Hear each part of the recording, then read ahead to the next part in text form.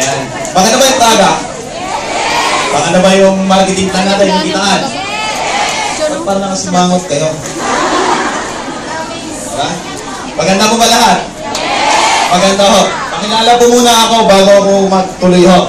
Ako po si Boy Talugtog ho. Pinanganak po sa Bohol. Lumaking Maynila ho, ngayon nasa Libexihan na po. May taga Bohol po ba? Ayan, mga kababayan ko ho. May taga Maynila. Taga Libexihan. Ayan, bagay ho. Ayan. At parang ganun tingin nyo sa akin. Tao lang din po ako. Diba? Yan, tao lang din po ako. So ngayon ho, pakilala ako si... Napakilala na ba ako? Pakilala na ako. Ma'am sir, tulad nyo rin po akong OFW po. 7 taon po sa abroad. 7 taon po sa abroad. Ngayon, nung una, na-involve po ako dito, ayaw ko ho. Tulad ng katabi mo ngayon. Tingnan mo katabi mo, ayaw. Diba? Tingnan mo. Ayan.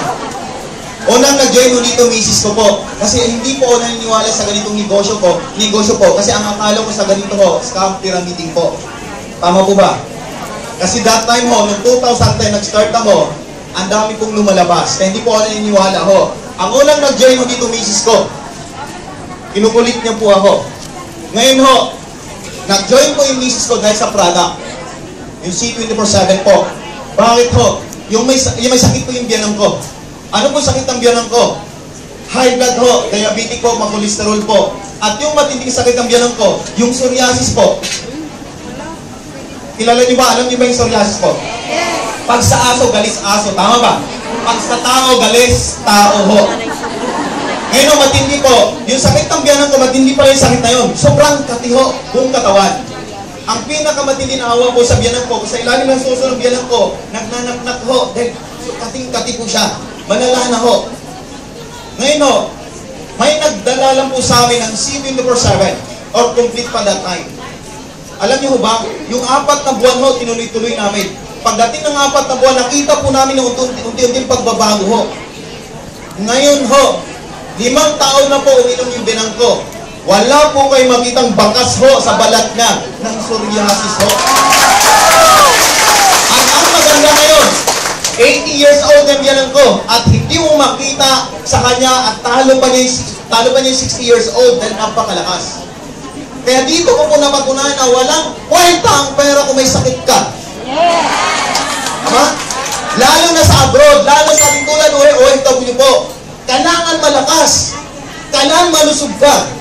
Pero dahil ho sa malit na kinikita, nakakalimutan natin ang kalusugan natin. Tama ba ako? Kaya ho, minsan sa kinikita ho natin, halos nakakalimutan. Kaya dapat ho, ang panganayang pangarap ng tao, di ba? Hasilan, sasakyan, pera. Pero tandaan nyo po, mga OFW ho, nakakalimutan mong pangarapin na maging malusog, maging healthy. Tama ba? Hindi ka mapagtrabaho may sakit ka. At hindi mo maasikaso ang amo mo kung may sakit ka. Kailangan ho natin ho maging malusog. Kailangan ho natin ho maging healthy. Kanina, pinaliwanag yung product na kukwentuhan sa likod. Parang paniwala lang sa kanila ho. Pero mas kailangan mo to. Baka mas kailangan mo to. Lalo yung pamilya mo sa Pilipinas. Para hindi ka na magpapadala ng maraming pera para sa kalusugan nila. At nakasave ka na. Tama ba ako? Kaya ho, nung naintindihan ko na to, pinauwi po ako ng misis ko sa abroad. Hindi ko na po tinapos yung kontrata ko. Dahil sa Saudi ho, 2 taon po yung kontrata. Ngayon, nung pinauwi niya ako, akala ko madali lang, mahirap pala. Nag-start po kami ho, nakamotor. Nakamotor po noong 2010. As in, wala po kaming ibang ginagawa, kundi yung global lang. Nung umuwi po ako. Nakamotor, hindi pa nga ako marunong magmotor. Bumili kami ng motor, hinatid pa po ng taga-kasa sa amin. Kinabukasan, nagpa-practice po ako. Hindi ko po alam ang motor ho.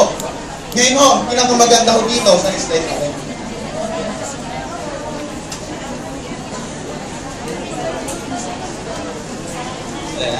Okay. Kaya ho, nung nag-start po kami, talagang mahirap. Kasi alam niyo po, malayo po ang opisina.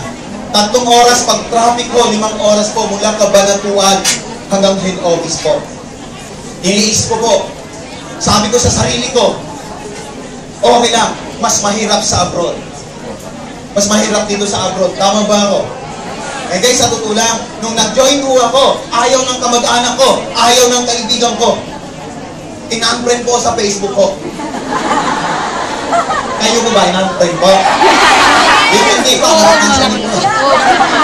alam niyo ba, in-unfriend ko ako ng mga kaibigan ko. Ngayon, yung mga barkada ko, hindi ko sila sumama. Pamilya ko po, ayaw sumama sa akin. Pero nangingibaba po sa akin na ayaw ko nang balikan yung kahirapan. Kasi ho, kaya po kami, lumipat ng Maynila ho, dahil sa hirap ng buhay. Yung tatay ko ho, isang karpintero po, nalipat siya ng Maynila, sumunod po kami. Ngayon, nung nakalong sa Maynila, madali lang. Napakahirap pala. Dahil 14 years old pa lang po ako, construction na po, sumasama na ako sa tatay ko. Kaya nag-graduate po ako ng high school ho, 21 years old na ako. May bigote na ho, nakakahiya. Kaya ho dito, naisipan ko mag-abroad. Nung naisipan ko pong mag-abroad, naisipan ko doon na po nagtuloy-tuloy. Ngayon yung pitong taon na, mahirap. Mahirap ba? Mahirap ba malayo sa pamilya? Yes! Mahirap po. Ngayon, kayo ba'y naniwala sa oportunidad? Yes! Guys, tandaan nyo po, kailangan nyo po ngayon, sa lahat ng bago ho, lahat ng bago ngayon, guys, ang kailangan nyo lang gawin, buksan nyo po yung puso at isipan nyo po. Bakit ho? May kasabihan po tayo, kahit gaano kaganda ang kapaligiran, kahit gaano kaganda ang Hong Kong, kung nakasara yung puso at isipan, hindi mo makita ang kagandahan. Tama ba? Ganun din po sa negosyo natin. Gusto mong yumaman, gusto mong mabago yung buhay mo. Kung nakasara naman yung puso at isipan mo sa oportunidad, hindi rin mababago buhay mo. Kailangan lang po natin buksan. Sinubuhin bukas, yung first timer, bukas ang isipan. Wow, grabe.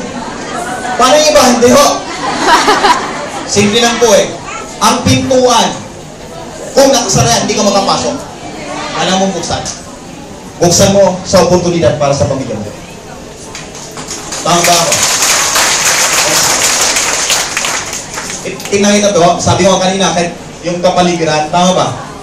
Maganda po ba? Yes. Alam mo, kung negative ka, hindi mo makita yung kagandahan ito. Pangit naman yan. Tama ba ako?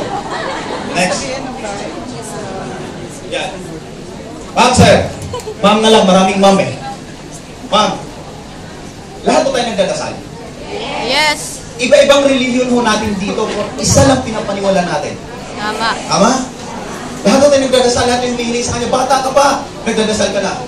Ma'am, sir, paano po yung matagal mo nang dinadasal kay God, paano yung matagal mo nang hinihiling sa kanya, ay nasa harap mo na pala yung magpapayawan ng pamilya mo. Tama ba ako? Next. Ngayon, pwede mo sabihin sa akin.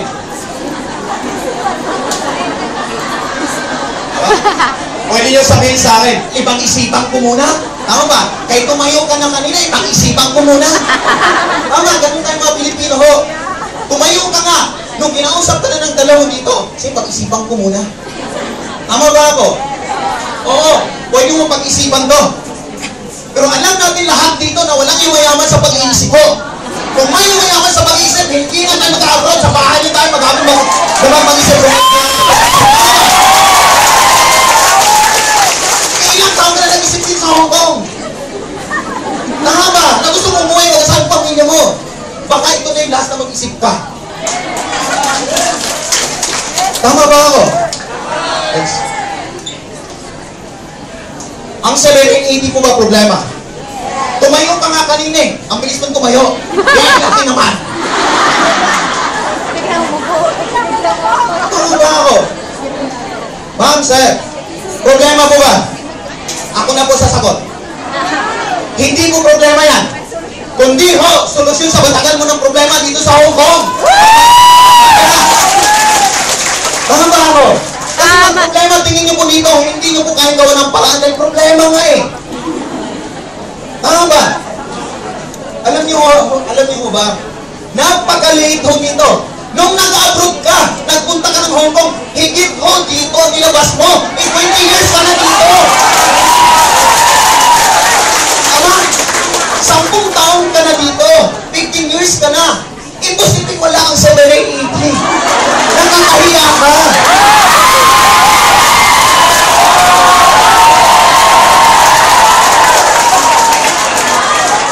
Ano na ako? Nung nakaraan ho, may seminar po sa Bulacan. Ngayon, habang sa seminar ako, sinusulat ko yung 780 po. May tumayong babae. Laki naman yung 780 na yan. Wala natin tira sa sweldo ng asawa ko sa simpa ka niya. Grabe ho, dinagdagan isang babae. Noon daw yung asawa niya. Noon doon, walang natitira. Kaya sabi ko, ma'am, upo po muna. Marami po sila. Sabi ko, upo po muna tayo. Nilahat ko na po, bakit tayo mga Pilipino ho, pag ang pinag-usapan, pagbabago ng buhay, ba't ang tulad natin? Bakit tayo mga Pilipino ho, pag ang pinag-usapan para sa pamilya, ba't ang hirap natin maglabas ng pera? Pero sa pampaganda, ang bilhin mo mga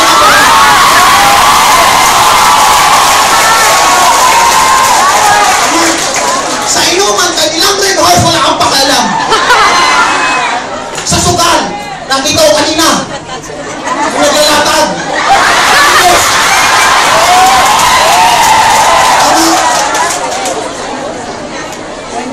Ang pinag-usapan mo natin para sa pamilya.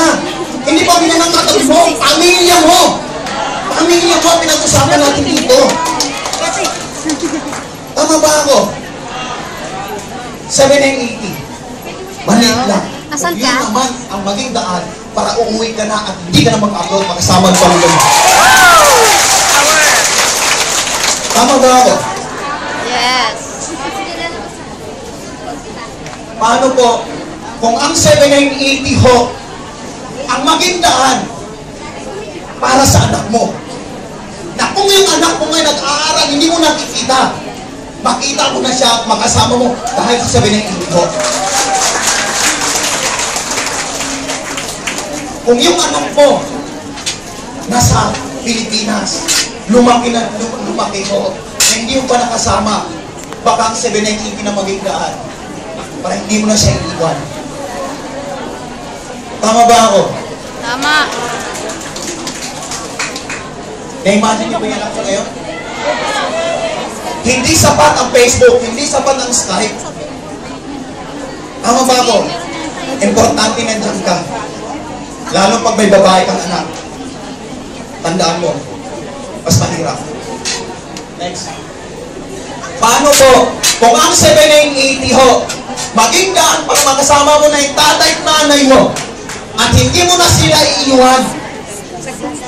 Ulitin ko, paano kung yung 780 na nilabas mo ngayon, ang maging daan at ang maging solusyon ho, para hindi mo na iiwan ang nanay at tatay mo, at makasama mo na sila, at hindi ka na mag-abroad.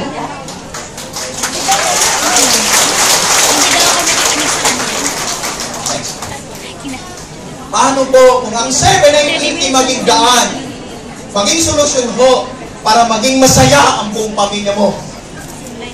Iba pagpasok bagong taon sama-sama, ilang taon ka na sa Hong Kong, hindi mo na nakasama yung magulang at yung nanay at tatay mo. Ano po ba mahalaga sa inyo? Trabaho o pamilya? Iba't andito ka ba?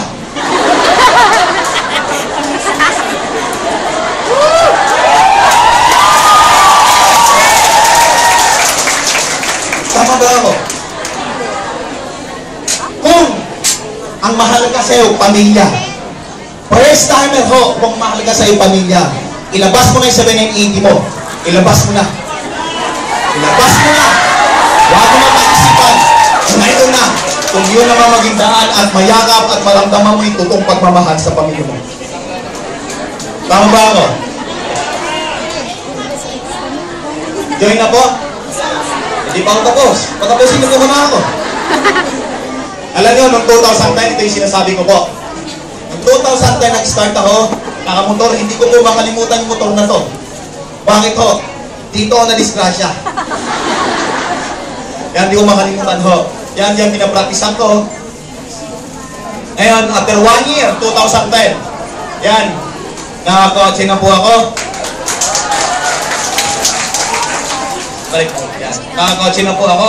So, gano'ng kamahal yung pamilya nyo? Mahal na mahal. Ma'am, ganito po.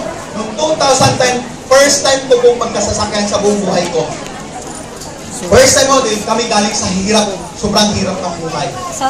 Nung nagkasasakyan po ako, lahat ng tao, siguro pag may bago sasakyan, masaya. Pero ako ho, nung nasa Toyota, Cabanatuan na po ako. Nung sabi ng ahente ho, sir, halika, ituturo ko sa'yo. Hindi po ako ganun marunong mag-drive. Alam niyo po, pag hawak ng manibela, tumuloy yung luha ko. Sabi ng misis ko, ba't naiyak ka? Ano ba nangyari sa'yo? Naiyak po ako. Kasi naalala ko yung nanay ko. Patay na po kasi nanay ko. Napakahirap ko na makuha yung pangarap ko na wala yung nanay mo. Bakit ho? Siyang nabuhan kasi sinipo po ng nanay mo. Nung pinanganak ka, yung kabilang hita ng nanay mo, nasa hukay na. Ngayon kung may asawa ka, halos hindi ka na magkabagabot sa kanya. Di ba mas masarap ko? Makuha natin pangarap natin na dyan nanay natin. Buhay yung nanay natin. Tama? Kung may nanay ka, nasa harap kita ngayon. Kung may nanay ka pa, mas makikihan mo. Mas ilabas mo siya ng inti mo para mayakap at magkasama mo na sila. Alam natin ang nanay natin ilang taon na lang sa baba ng mundong to. Huwag nating hayaan dahil kung wala siya, wala ka dito. Hindi ka mapag-hongkong. Sa maliinti lang yan eh. Kung yung maging daan para makasama ng nanay mo, mayakot mo at hindi mo na sila iiwan. Tama ba ako? Noong 2012 ho, pera, nag-ipon po ng pera. Kaya sabi ko sa misis ko, kailan natin mag-ipon ng pera. Ngayon, importante po ang savings ho. Guys, kailangan ko mag-ipon. Bakit? Nung nasa abroad ako, hindi po makapag-ipon ng pera. Dahil puro padala. Pag hindi mo ka mag-anak, nagde-text ko, pag hindi mo napagbigyan, masama ka pa. Eh sabi ko, mag-ipon kami. 2013 ho. Ngayon, nadagdagan yung sasakyan namin ho. Nakabili ko ako ng Montero Sports po. Yung pangarap ko ho. Ngayon, yung nilabas po ito, napakasayaw ko ho. Ang unang pinuntahan ko yung tatay ko. Saan ko pinuntahan yung tatay ko? Sa Quezon City dahil doon siya nagtatrabaho. Ngayon, nagpaalam mo sa amo, ilabas ko yung tatay ko. Nung nilabas ko, pinakain ko sa mamahaling restaurant po. Nung pinalabas ko sa kumain kami sa mamahaling restaurant ko. Ngayon, sabi ko sa tatay ko, ay, di ba pangarap lang natin to? Sa timog, dumadaan lang tayo dito. Kumain ho kami. Sabi ko, umorder ka.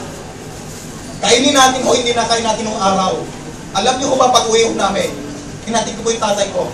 Nung paghatid ng tatay ko ho, umikot po sa likod, bumaba po ako. At kinuha ko po yung pera. Inabot ko po sa tatay ko, tayo sa'yo po ito. Sabi ko, bilangin niyo po. Alam mo, hindi pa lang 10 bilang yung tatay ko. Tumutuloy yung luha niya. Bakit ho? Yung isang taon niya pagtrabahuan. Ma'am, hindi pa po sapat doon sa binibigay ko sa kanya. Alam mo yung tatay ko? Niyakap po ng mahigpit ho.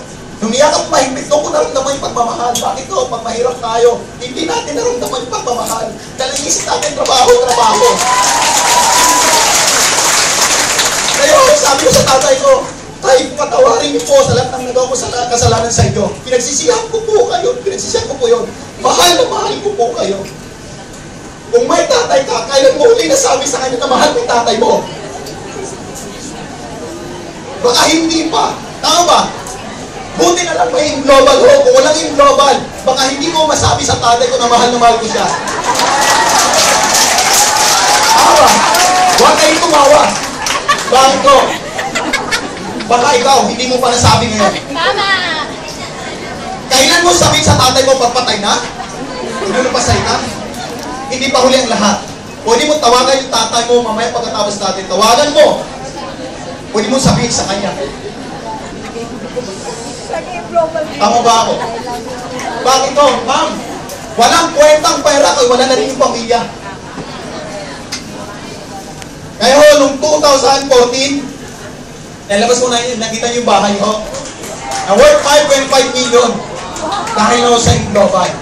Ngayon, nasa Cabanatuan West as an exclusive subdivision po. Dahil lang po sa Global yan.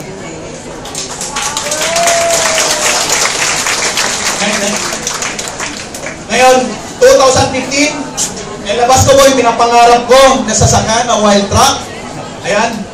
Bago po yan, 5 months pa lang. Ayan po, sarap ng pakiramdam na yung dating wala, nagkaroon. Kaya kung ikaw ho, nasa harap ko, nangarap na magkaroon ng bahay, sasakyan, pera, ma'am, try mo to. Walang mawala sa'yo dahil matagal ka nang wala.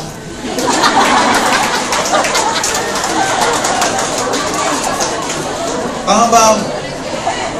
Kaya kung dito, ngayon, lahat po nang nakuha ko, kung kayo sa katayuan ko, masaya po ba kayo? Kung ako taningin nyo po, hindi yan yung pinakamasaya nangyari sa akin.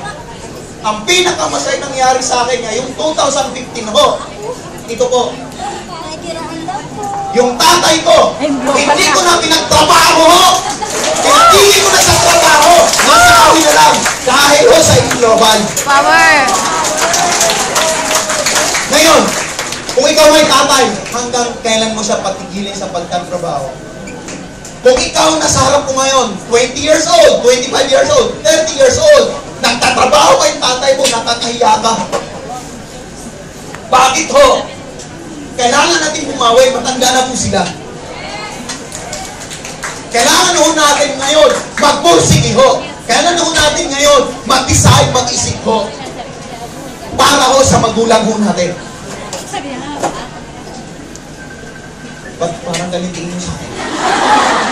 Galit ba kayo sa akin? Hindi. Kaya ho, ang sarap ng pakiramdam ko. Yung tatay ko, nasa bahay na, nagja-jogging kami umaga, kasama ko po siya. Hindi ko na pinagtrabaho. Last year ho, kung lumipat kami sa bahay, at kinuha ko na po sa trabaho niya. Pinatigil ko na po. Pero walang kasi saya po pagkasama mo yung pamilya mo. Kayo kung nasa harap na first timer, gusto niyo ba makasama yung pamilya nyo? Gusto niyo ba makasama yung pamilya nyo? Ang hina. Gusto niyo ba makasama yung pamilya nyo? Ay, si Benny, hindi ba? Mayroon! Ay, marami ho. Palakpan na naman natin sila. Palakpan na natin sila. Kaya ho, lahat ko ba may pangarap? Lahat ko ba may pangarap? Parang, asa ka may pangarap? Grabe naman. Kumusta na yung pangarap?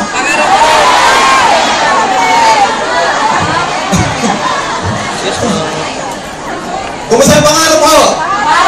Pangarap pa rin. Guys, alam ko lahat tayo may pangarap sa buhay. Lahat po tayo may pangarap sa buhay. Tayo nag-abroad para o sa pangarap, para sa pamilya. Tama ba ako? Ngayon dito. Next. Pangarap niyo po ba magkaroon ng pera? Pangarap niyo po ba magkaroon ng travel abroad? Ito po, maganda. Guys, ito lang po gusto namin eh. OFW po ako. Ngayon, pupunta ako ng abroad, hindi na magtatrabaho, kundi mamamasyal na lang. Di ba yan gusto natin? Power! Yun ang gusto natin. Na hindi na magtatrabaho. Kung babalik ka ng Hong Kong ho, mamamasyal na lang. Tama? Pag nandito ka nagtatrabaho ho, sa Hong Kong, baka sa isang taon, hindi ka pa napunta ng Disneyland.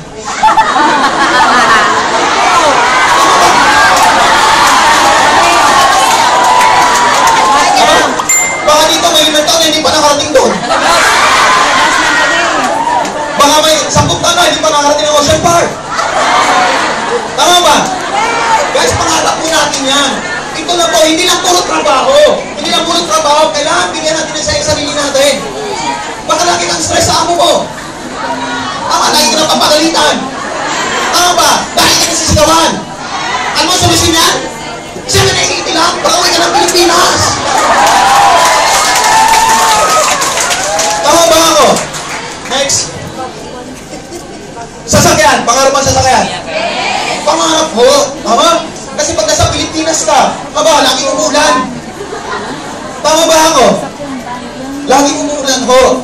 Ngayon, next. Pangarap ang bahay. Pangarap ang bahay. Next. Pangarap ang sasakyan. Gusto niyo ba yan? Gusto niyo ba yan? 780 lang po yan.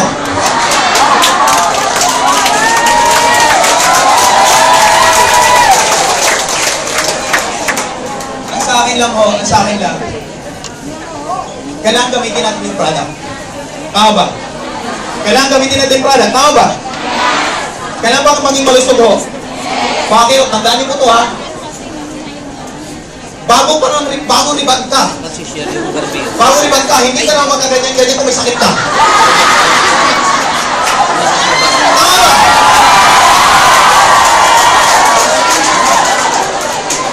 Eh ngayon, bago ribad ka, nasa bahay ka lang, hindi ka makapunta sa ribad, may sakit ka. Tama?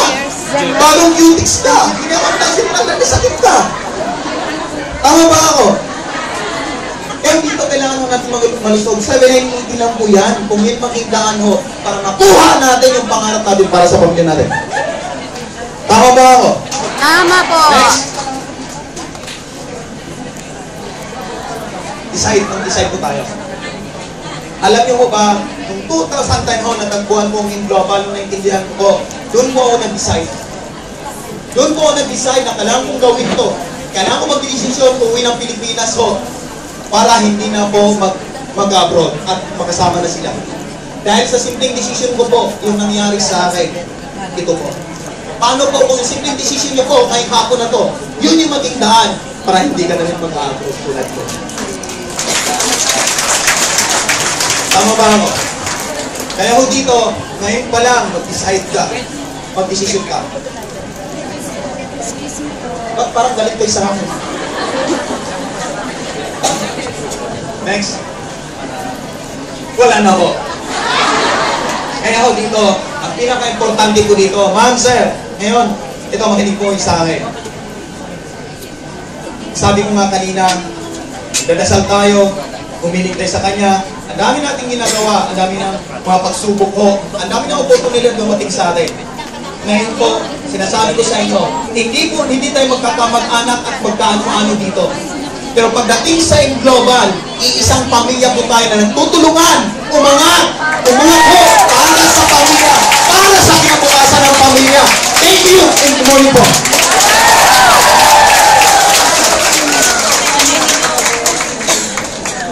Sa mga palabang para kay Boy and Dalagdag.